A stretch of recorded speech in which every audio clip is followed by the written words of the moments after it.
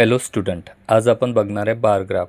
तर bar graph कसं काढावं, तर त्यासाठी काही गोष्टी आपल्याला शिकायच्या आहेत. तर पहिली गोष्ट आहे का स्केल घ्यायचा आहे आपल्याला.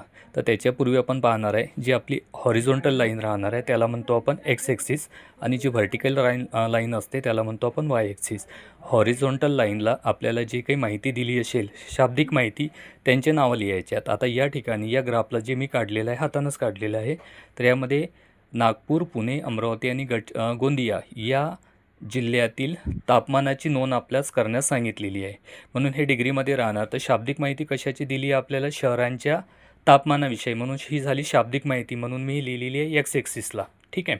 आणि वाय ॲक्सिसला आता आपल्याला लिहायचं आहे की जी संख्यात्मक माहिती आहे. आता या जिल्ह्याचे तापमान म्हटलेलं आहे, तर तापमान डिग्री सेल्सिअसमध्ये असते, संख्यामध्ये आपण मोजणार आहोत.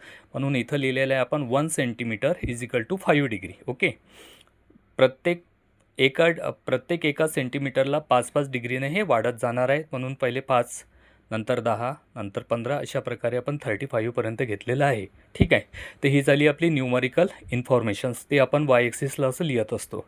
त्याच्यानंतर आता महत्त्वाचं असं आहे का यामध्ये डायरेक्ट घेतलेलं आहे आणि पूर्णांक संख्या घेतलेल्या आहेत. पण जर आलं समजा 17 डिग्री सेल्सिअस आपल्याला दाखवायचं आहे, तर कसं दाखवायचं? त्यासाठी एक सोपी पद्धत लक्षात ठेवायची.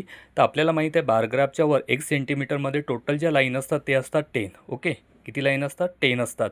आणि 10 लाईन्स म्हणजेच किती झालेल्या? 5 डिग्री. म्हणून या ठिकाणी आपण एक रेशिओ काढायचा. 1 सेंटीमीटर म्हणजे 10 लाईन झाल्या, 10 मिलीमीटर झालं. म्हणून आपण 10 न्यूमरेटरला लिहिलं. आणि एका सेंटीमीटरमध्ये किती डिग्री सेल्सिअस आहे? आपलं 5 आहे. म्हणून यांचा एक आपण रेशिओ काढला 10/5. म्हणून याला डिवाईड केलं तर काय आलं? 2:1 म्हणजे 2 लाईन. याचा अर्थ काय होणार आहे?